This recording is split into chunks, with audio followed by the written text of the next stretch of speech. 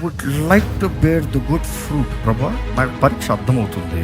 ఫలించే శక్తి నాకు ఇవ్వి, భరించే శక్తి నాకు ఇవ్వి, నిదానంగా మాట్లాడే శక్తి నాకు ఇవ్వి, ప్రేమించే శక్తి, ఇంకా అధిక ప్రేమను కనబరిచే శక్తి నాకు ఇవ్వి, కీడికి కీడుగా కాకుండా కీడికి మేలుగా చూపించే శక్తి నాకు ఇవ్వి. Out of all the great faith, hope, love.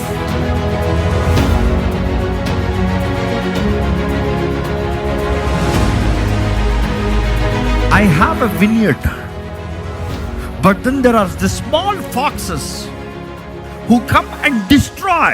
దేవుని ద్రాక్ష తోటల్ని, సంఘాన్ని పాడు చేసే నక్కలు చాలా ఉన్నాయి, చిన్న నక్కలు. ఫలించడం ఒకట, ఫలించే తోటని పాడు చేయలాగా, ఫలించే సేవని పాడు చేయలాగా, ఫలించే జీవితాన్ని పాడు చేయలాగా ఈ నక్కలు ఉన్నాయి. జాగ్రత్త. చివరికి ఆ నక్కడ తరం అవ్వకపోతే మాత్రం నీ తోట పడైపోతుంది.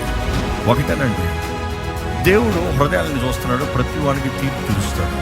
You know you are blessed or not. నువ్వు పోషించబడుతున్నావా లేదా? దేవునికి దగ్గరగా చేరుతున్నావా లేదా? దేవుడు నువ్వు కలపబడుతున్నావా లేదా? దేవుని అనుభవిస్తున్నావా లేదా? దేవుని ఆరాధిస్తున్నావా లేదా? ఎన్ని కాదంటే వేస్ట్.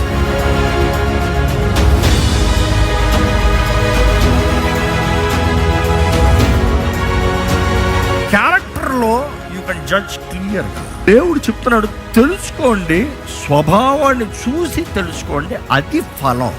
ఇదిగో, నువ్వు క్రైస్తవుడివి, పచ్చకొన్నావు, your the sign, symbol of Jesus Christ. క్రైస్తవుడివి.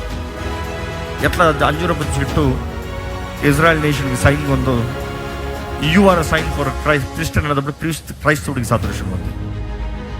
అక్కడ నువ్వు క్రైస్తవుడుగా కనబడుతున్నావు. దేవుడు అంటాడు, నీ దగ్గర నుండి నేను పొందుకోగలిగింది, నీ ద్వారా నేను చేయగలిగింది, నీ ద్వారా తృప్తిపరచగలిగింది, తృప్తి పొందుకోగలిగింది ఏమైనా ఉందా? Can I see something in you?